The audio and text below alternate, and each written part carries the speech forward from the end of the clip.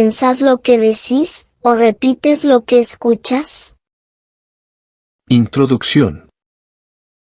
Hoy en día, es habitual escuchar palabras como homofóbico, transfóbico, xenófobo, micromachismo, machirulo, sororidad, manspreading, antiderechos, entre otras, y las infaltables frases como interrupción del embarazo. Nos están matando como moscas. El capitalismo heteropatriarcal. Fue el heterocapitalismo. Las mujeres somos oprimidas. Las mujeres no somos incubadoras. Los hombres pueden quedar embarazados. Las mujeres pueden tener pene. Pero si miras su significado etimológico o real, de muchas palabras, es otro. No describen hechos, describen ideología. Son herramientas lingüísticas, para imponer una visión del mundo, como veremos más adelante en este análisis. Real Academia Española y presión ideológica. ¿Cómo se impuso una palabra mal construida? Veamos un simple ejemplo. La palabra homofobia, tan usada y de moda hoy. El prefijo homo puede provenir del griego, que significa igual o semejante, o del latín, que significa hombre. La palabra fobia viene del griego phobos, que significa miedo o pánico. Entonces, homofobia significaría literalmente, miedo a los iguales, o miedo al hombre. Sin embargo, la RAE la define como aversión a la homosexualidad o a las personas homosexuales, y justifica esta definición diciendo que es un calco del inglés homofobia. Es decir, la RAE incorporó una palabra mal construida etimológicamente, presionada por factores externos. La RAE publica el Diccionario de la Lengua Española, conocido como DLE, que tradicionalmente ha sido considerado una fuente neutral de referencia lingüística.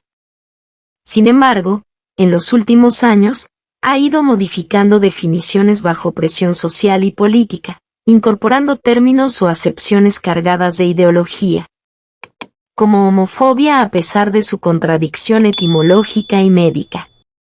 El hecho de que el Diccionario de la Lengua Española acepte definiciones mal construidas o forzadas desde lo ideológico, demuestra cómo incluso las instituciones encargadas de regular el idioma pueden ceder a intereses ajenos al rigor lingüístico.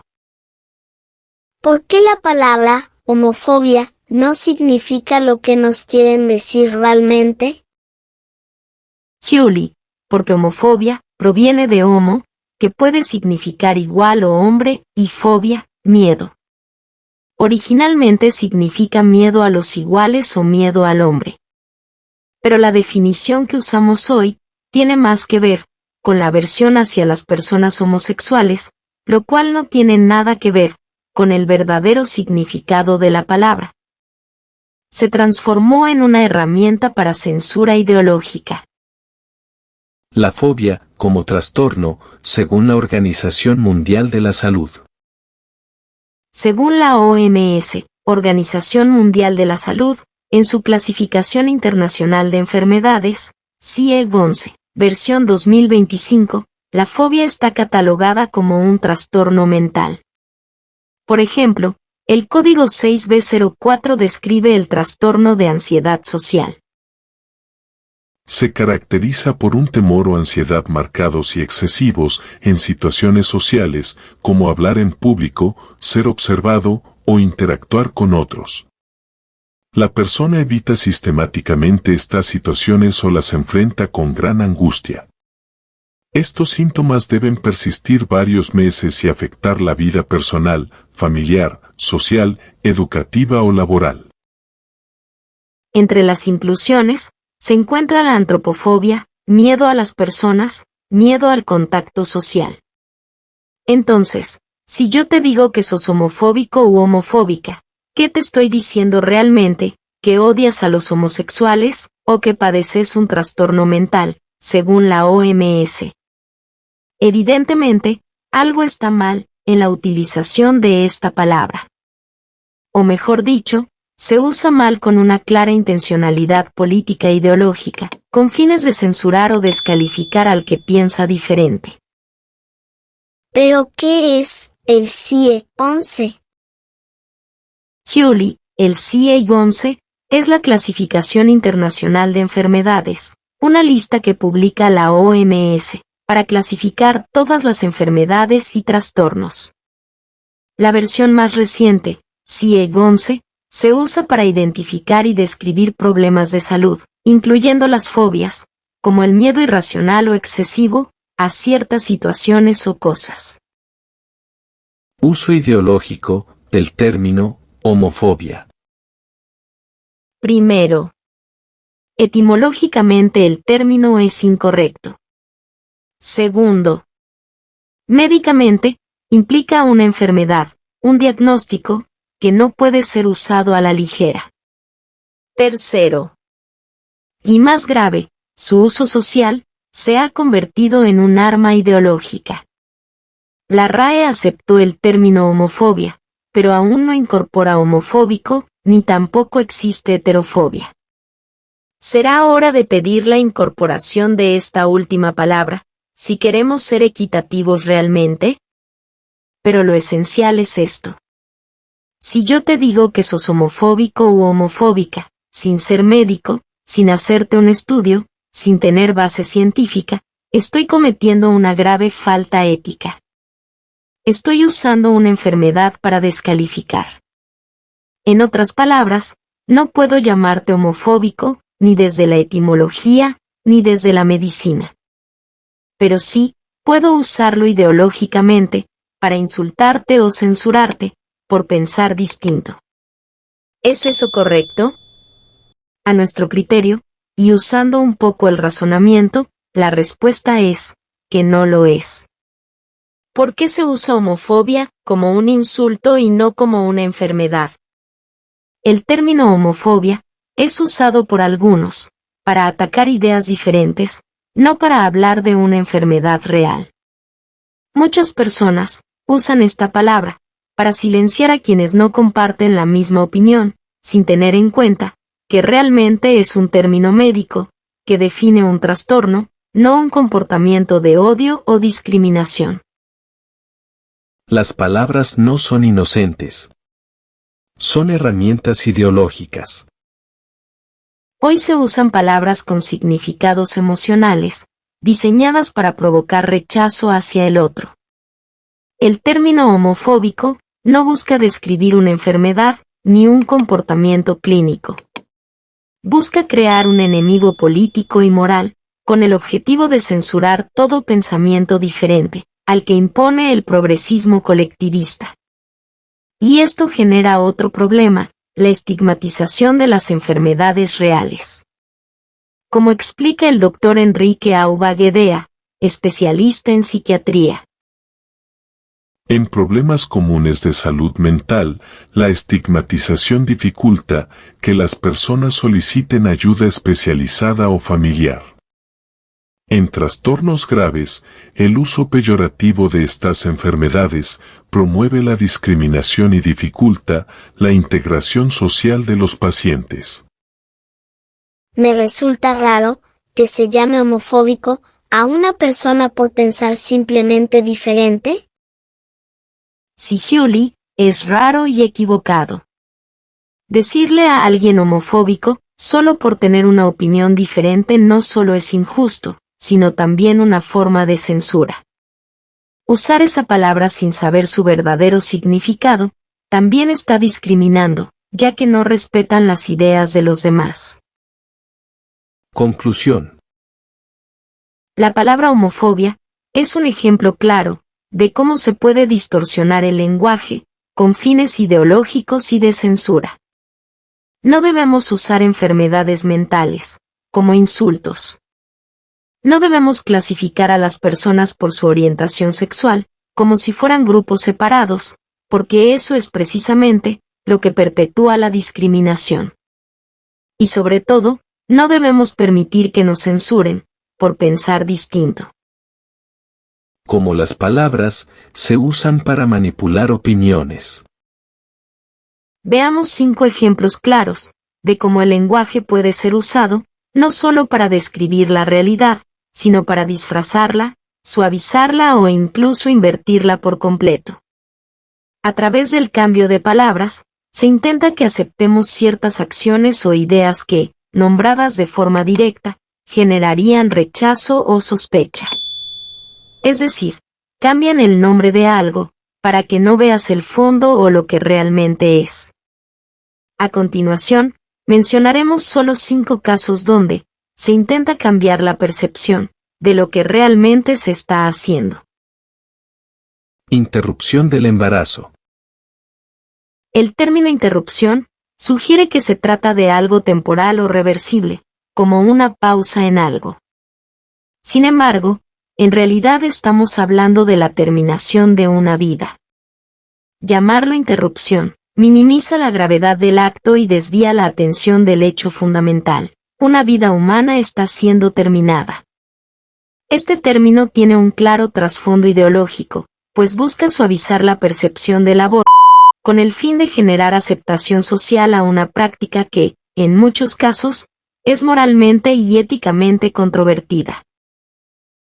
Nos están matando, como moscas. Esta expresión, nos están matando como moscas, popularizada por ciertos movimientos, pretende transmitir la idea de que las mujeres están siendo asesinadas masivamente y de forma sistemática. Sin embargo, si analizamos las estadísticas de mortalidad, descubrimos que, de hecho, más hombres mueren violentamente que mujeres. Por ejemplo, los hombres son las principales víctimas de homicidios en muchas partes del mundo. Utilizar esta frase sin matices y sin tomar en cuenta el contexto de las estadísticas, no solo es incorrecto, sino que busca manipular la percepción pública, para crear una narrativa que presenta a las mujeres como las únicas víctimas de violencia, lo cual no refleja la realidad de forma justa. Pero muchas mujeres son asesinadas por hombres y no por otras mujeres. Mira, Julie, es verdad que muchas mujeres son asesinadas por hombres. Ese es un dato real. Pero también es cierto que muchísimos hombres son asesinados, ¿sabes por quiénes? En su mayoría, por otros hombres. Entonces, si solo miramos eso, parece que el problema es ser hombre. Pero eso sería muy simplista. La violencia no depende solo del género, sino de muchas cosas más: drogas, pobreza, enfermedades mentales, abandono, traumas, decisiones malas. Y hay otro dato que casi no se dice. Un estudio publicado en BMJ Global et titulada Child Homicide Perpetrators Worldwide, a Systematic Review, se basó con datos de 33 países, y mostró que, de los niños asesinados por sus padres, el 54% de esos niños fueron asesinados por sus madres. Y en el caso de recién nacidos prácticamente el 100% por sus madres. Ahora, ¿eso quiere decir que las madres están matando a sus hijos de forma sistemática? No, claro que no. Sería tan injusto decir eso, como decir que todos los hombres matan mujeres sistemáticamente. Esos casos también tienen causas que hay que entender: abandono, enfermedad mental, desesperación. No se trata de culpar, se trata de entender para prevenir. Por eso, cuando alguien dice, nos están matando como moscas, sin explicar bien, no busca ayudar, busca asustar, dividir, y culpar a todos los hombres, por lo que hacen algunos. Y eso, Julie, no es justo. Ni es verdad. Lo importante, no es dividirnos en mujeres buenas y hombres malos. Es entender por qué alguien se vuelve violento y prevenir, antes de que pase una desgracia. Porque todos, varones o mujeres, merecen vivir sin miedo. El capitalismo heteropatriarcal. Este término, el capitalismo heteropatriarcal, es un ejemplo claro de cómo se utiliza un lenguaje ideológico para demonizar todo un sistema económico y social. El capitalismo es una estructura económica que, aunque imperfecta, ha permitido en muchos lugares avances en términos de bienestar y desarrollo. Al sumarle el adjetivo heteropatriarcal, se introduce una crítica ideológica que relaciona el capitalismo con la opresión basada en género y sexualidad. Un concepto que se construye más desde un punto de vista político que desde un análisis realista de cómo funciona la economía global. Esto busca generar una visión negativa del capitalismo, vinculándolo erróneamente a todas las desigualdades de género, sin considerar la pluralidad de factores involucrados en la supuesta opresión social. Manspreading. Este término, manspreading, se refiere a la supuesta práctica de los hombres de sentarse con las piernas separadas en espacios públicos, particularmente en el transporte público. Aunque el término intenta presentar esta postura como un acto de arrogancia masculina, no hay evidencia sólida de que todos los hombres lo hagan con esa intención. En muchos casos, simplemente es una cuestión de comodidad, de espacio o fisiológica. Sin embargo, el término se utiliza de manera ideológica para demonizar y ridiculizar a los hombres, en lugar de abordar una cuestión más compleja, como es el uso del espacio público y las normas de conducta. Antiderechos. Esta etiqueta, de antiderechos, se aplica a aquellos que se oponen a ciertas políticas progresistas, como el aborto o ideología de género, acusándolos de estar en contra de los derechos humanos. Sin embargo, este término se usa de manera manipuladora para silenciar o descalificar a quienes tienen una postura diferente, sin tomar en cuenta que las personas que se oponen a esas políticas también defienden derechos fundamentales, como la vida, la libertad de expresión y la libertad religiosa. La clave aquí es que, al crear nuevos derechos a través de estas políticas de género y postmarxistas, se están avanzando sobre otros derechos preexistentes, vulnerando derechos humanos fundamentales. Por ejemplo, el derecho a la vida de un ser humano en el caso del aborto, o el derecho de los padres a educar a sus hijos, según sus creencias y no a ideologías impuestas, desde el Estado, como es la ideología de género. En lugar de defender los derechos humanos de manera equilibrada, se está creando una especie de conflicto de derechos, donde se prioriza uno sobre otro, lo que puede llevar a la violación de derechos fundamentales de una persona. Por lo tanto, la acusación de ser antiderechos se convierte en una herramienta de censura, para evitar un debate legítimo sobre los límites y la jerarquía de los derechos humanos. Reflexión final. Hoy, muchas palabras dejaron de describir la realidad, para empezar a controlarla. Términos como homofóbico o machirulo ya no buscan entender al otro, sino silenciarlo. Se usan como armas ideológicas, no como herramientas de diálogo. Pensar distinto no es una enfermedad. Es un derecho. No podemos permitir que el lenguaje se transforme en un mecanismo de censura. Si queremos una sociedad libre y plural, tenemos que defender el derecho a opinar, incluso cuando no estamos de acuerdo. Porque el verdadero respeto no se impone. Se construye. Gracias por acompañarnos hasta el final. Si disfrutaste este video, no olvides darle un me gusta y suscribirte a nuestro canal, para no perderte ninguno de nuestros próximos videos.